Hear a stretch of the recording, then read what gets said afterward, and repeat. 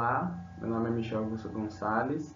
Hoje eu vou apresentar meu trabalho de conclusão de curso sob orientação da professora Ana Carolina Oliveira e Karina Koch da Costa, pela Faculdade de Americana. O título do trabalho é Análise Numérica Experimental de um Trocador de Calor do tipo casco e tubos.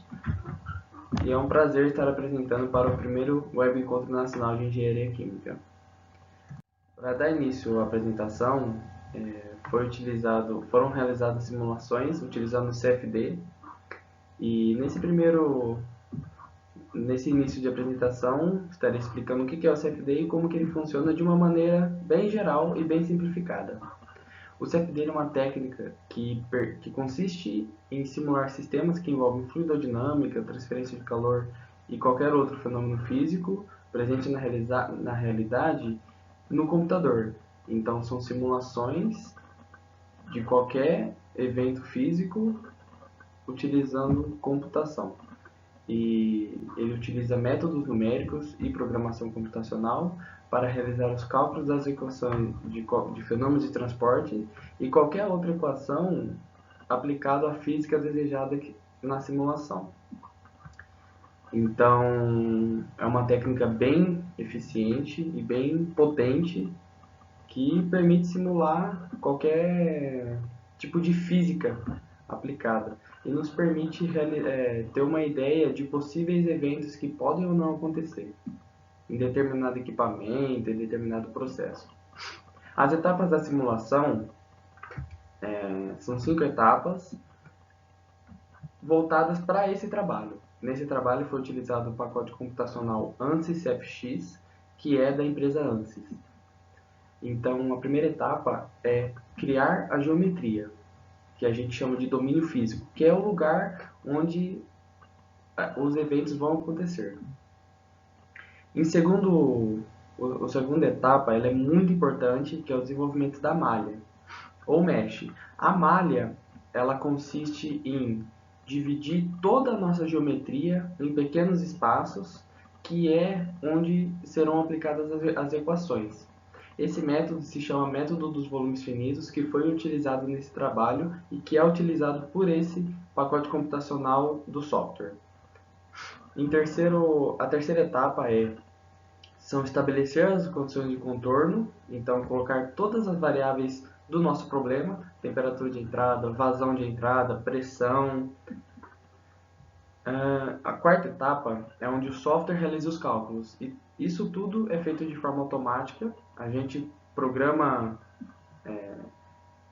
quantidade de iterações máximas, o erro mínimo tolerável.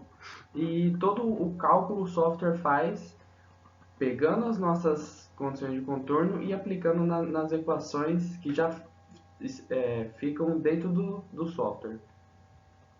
E por último, os resultados são exibidos intuitivamente. A gente consegue ter uma grande visualização dos resultados, gerar gráficos, tabelas, obter os resultados em linha de corrente, se for necessário. Então, o nosso equipamento é esse aqui, essa é uma foto do equipamento que fica no laboratório da Faculdade de Americana. Então, é um trocador de calor do tipo casco e tubos. Essa região centralizada aqui é a região do casco, onde nós temos as chicanas e temos 4 tubos que passam dentro do casco. Os nossos fluxos estão indicados pelas setas. Aqui é o nosso fluxo do fluido interno, o nosso fluido quente. Então ele entra por essa região e sai por essa região mais externa. Só ressaltando que ambos os fluidos não têm contato entre si. O contato é feito, a transferência de calor realizada entre os tubos e os fluidos. Dos fluidos para os tubos. Aqui, nesses dois canos, nessas duas tubulações mais externas, a gente tem o nosso fluxo do fluido frio, que é o nosso fluido externo, que é o fluido que circula pelo casco. Então, no fluido externo, a gente consegue manipular tanto a entrada quanto a saída. Então, a gente consegue fazer paralelo, que seria entrar por aqui e sair por aqui, como contracorrente, que foi o caso estudado nesse trabalho. Então, para o método contracorrente, o fluido entra por essa válvula, percorre todo o casco entre as chicanas e sai por essa válvula aqui. E uma importante ressalva é que durante as análises experimentais foi percebido que houve presença de recirculação de água. Então essa foi uma das justificativas para a gente simular utilizando o CFD para verificar se o CFD teria o mesmo comportamento que o nosso equipamento real. Aqui foram as geometrias analisadas. A geometria número 1 ela é a geometria idêntica ao equipamento real. As geometrias 2, 3 e 4 foram adaptações para verificar se haveria alguma mudança em questão de fluidodinâmica, alguma melhora no quesito de transferência de calor, porque também foi notado que a transferência de calor ela teve uma variação bem pequena, de aproximadamente 1 grau para o fluido quente. Então, aqui nós temos o nosso perfil térmico para o fluido externo, que é a nossa região de interesse. Logo de cara, a gente vê uma difusividade térmica bem visível. Então, a gente tem a entrada fria e a saída bem mais quente. A gente nota também que teve um comportamento semelhante, até em questão da difusividade térmica, ele tem um comportamento bem semelhante. E a gente também nota algumas regiões que apresentam uma temperatura maior. E essas zonas, por entendimento, a gente considerou como zonas de recirculação, que por conta da água ficar recirculando nessas regiões, haveria um aumento da temperatura. Aqui o perfil de velocidade também para o fluido externo, então a variável de análise é a própria velocidade do fluido, e a gente consegue perceber o trajeto que o fluido percorre no trocador.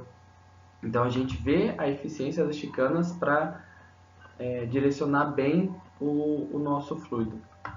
A gente também nota um bom aumento de velocidade nas regiões de saída, principalmente quando a saída é para baixo. E também a gente notou que existem grandes zonas com baixos valores de velocidade, o que implica que essas zonas são recirculação de água. Então, principalmente para o modelo, para a simulação com geometria idêntica, mostrou ser bem coerente com o observado no experimento. Aqui a gente tem o perfil térmico do fluido interno, que como eu já mencionei, teve pouquíssima variação térmica.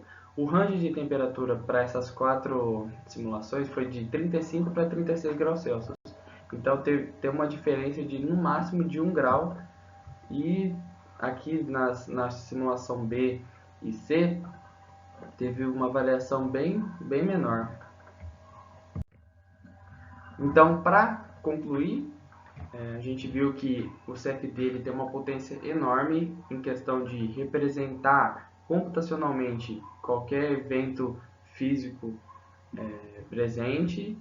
Então, a nossa transferência de calor se mostrou bem eficiente também, comparando a simulação com o experimento. E aqui a gente tem uma tabela que mostra o nosso erro, o erro comparado da simulação com o valor real. Um problema notado foi que os nossos sensores do experimento eles não são tão precisos como a simulação. Portanto, nós só obtivemos o valor real o valor inteiro da leitura de temperatura, o que implica num erro que, de acordo com os cálculos, foi um erro maior de 3,12% e o menor de 1,64%. Só que por conta dessa imprecisão, a gente conclui que a simulação foi excelente e a gente obteve ótimos resultados por conta desse baixíssimo valor de erro.